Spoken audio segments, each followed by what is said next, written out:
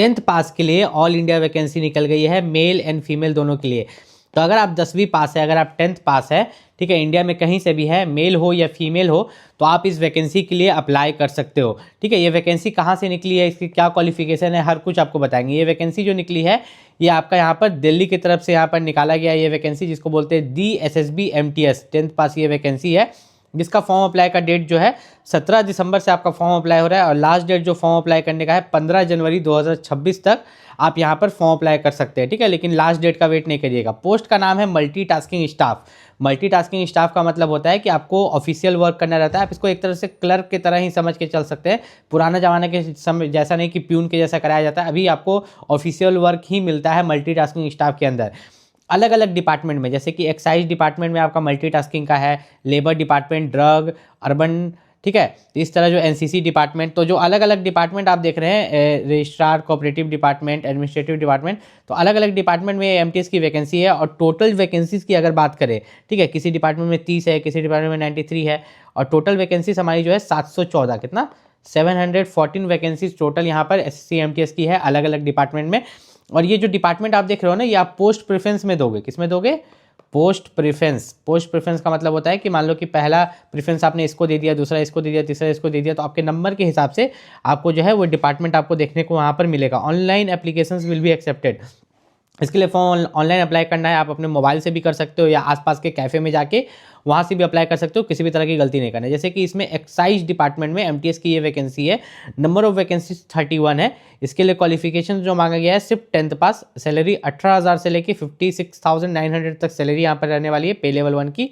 और जो age limit मांगा गया है वो सभी के लिए सेम रहने वाला है लगभग। ठीक है, यहाँ पर 18 से 27 साल है, वही 18 जनरल के लिए। अगर आप जनरल हैं तो आपके लिए 18 से 27 साल है, ओबीसी है तो 3 साल का छूट। ठीक है, इसमें 3 साल और जोड़ लीजिएगा, 27 में 3, और SC ST हैं तो 5 साल की छूट, 27 में 5 साल और आप यहाँ पर जोड़ लीजिएगा।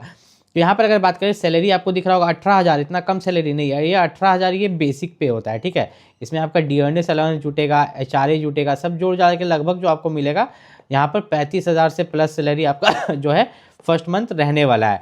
ठीक है, इस वैकेंसी के बारे में अगर और बात करें तो देखिए सभी में लगभग सेम है। ठीक है, अलग अलग डिपार्टमेंट में, कैसे ये लेबर डिपार्टमेंट में है 93 वैकेंसी, इसके लिए भी 10th पास रखा गया है और 18 से 27 साल। तो उसी तरह ये सभी डिपार्टमेंट का दिया गया है। तो इसको छोड़ के हम नीचे चलते हैं ताकि आपको बाकी डिटेल्स हम बता पाएँ।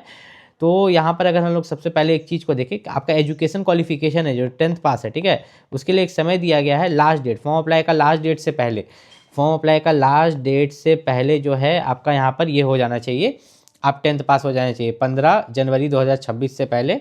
ठीक है, और उसके अलावा अगर यहाँ पर बात करें तो इन्होंने एक चीज़ और साफ साफ एक चीज़ लिखा है एप्लीकेशन फॉर्म फीस के बारे में, कि फॉर्म फीस यहाँ पर 100 रुपये है, और women candidate belonging to SC ST are exempted. मतलब अगर आप वुमेन कैंडिडेट है, लड़की लोग हैं, SC ST हैं, फिजिकली हैंडीकैप्ड है, तो आपको फॉर्म फीस देने की भी ज़रूरत यहाँ पर नहीं है। एक्स सर्विसमैन को भी फॉर्म फीस देने की ज़रूरत यहाँ पर नहीं है। बाकी जनरल OBC के लिए जो है फॉर्म फीस 100 रुपये रखा गया है।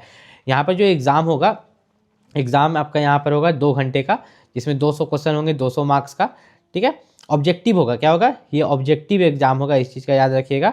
और इसमें जो है आपके जनरल अवेयरनेस से क्वेश्चन पूछे जाएंगे। जनरल अवेयरनेस के साथ साथ जो है आपका रीजनिंग से, मैथ से, यहाँ पर हिंदी से, ठीक है, और साथ ही साथ यहाँ पर इंग्लिश से 40 मार्क्स ईच लिखा गया है। मतलब 40 मार्क्स का आपका जनरल अवेयरनेस होगा, 40 मार्क्स का रीजनिंग होगा, 40 मार्क्स का मैथ होगा, 40 का हिंदी और 40 का इंग्लिश। अब इसमें पास करने का मैं एक तरीका बताऊंगा। ठीक है, आगे चल के मैं इसमें पास करने का एक तरीका बताऊंगा, वो तो बताऊंगा ही बताऊंगा। लेकिन अगर आप DSSB MTS के लिए फॉर्म भरने वाले हैं, याद रखिएगा, अगर आप DSSB MTS के लिए फॉर्म भरिएगा तो DSSB MTS के लिए जो सबसे बेस्ट बुक है, ठीक है, DSSB MTS के लिए जो सबसे बेस्ट बुक है, उसका लिंक मैंने इस वीडियो के डिस्क्रिप्शन में दे दिया है।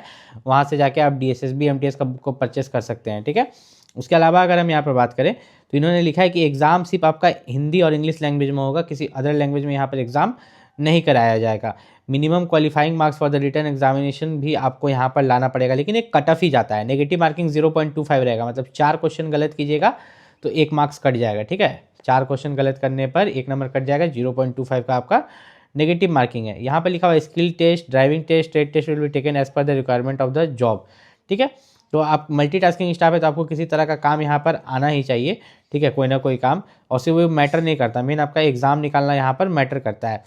उसके बाद यहाँ पर अगर हम लोग थोड़ा सा नीचे चले तो मोड ऑफ सिलेक्शन जो ये लोग बोल रहे हैं, तो आपका कंप्यूटर बेस्ड एग्जाम होगा।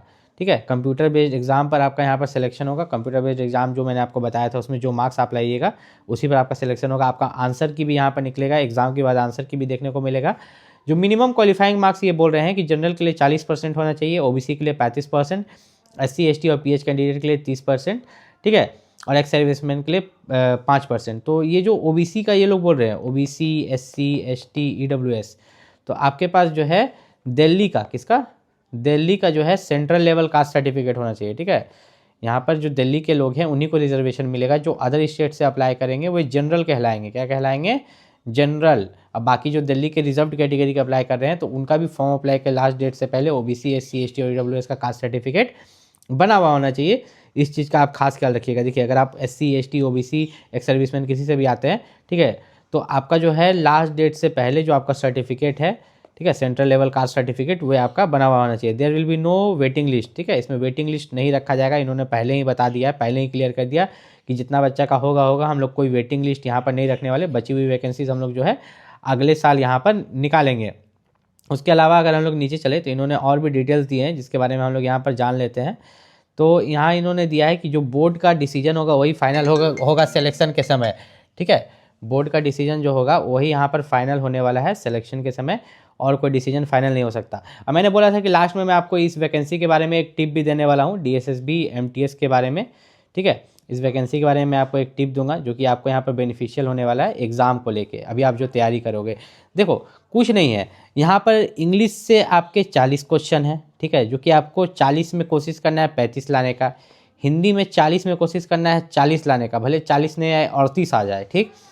अब मैथ और रीजनिंग, अब तो कोई ऐसा बच्चा होगा जिसका मैथ मजबूत होगा, किसी का रीजनिंग मजबूत होगा। तो जो आपका मजबूत है, मान लीजिए कि आपका रीजनिंग मजबूत है तो रीजनिंग में 40 में 35 बनाइए, मैथ कमज़ोर है तो 40 में 20 बनाइए। और जनरल अवेयरनेस में तो मैं तो बोलता हूँ कि अगर आप 40 में यहाँ पर 15 भी लाते हैं तो काफ़ी है, ठीक है। मतलब कि उतना भी ज़्यादा हार्ड नहीं है जितना ज़्यादा हार्ड इस एग्ज़ाम को समझ रहे हैं, क्योंकि जो इंग्लिश और हिंदी है ये आपका स्कोरिंग है। क्या है? ये आपका स्कोरिंग है। इसमें आप चाहें तो 80 मार्क्स यहाँ पर 80 में से दोनों को मिला के 80 होता है ना जी, 80 में से आप 75 आराम से ला सकते हैं या 70 ला सकते हैं, बाकी उधर मिला जुला के आप ला सकते हो। तो DSSB MTS का जो है पिछले बार क्या कटअप गया था उसका वीडियो मैं नेक्स्ट में लेके आऊँगा। फिलहाल DSSB MTS के लिए जो सबसे बेस्ट बुक है उसका लिंक मैंने वीडियो के डिस्क्रिप्शन में दे दिया, वहाँ से जाके परचेस कीजिए और पढ़ाई कीजिए।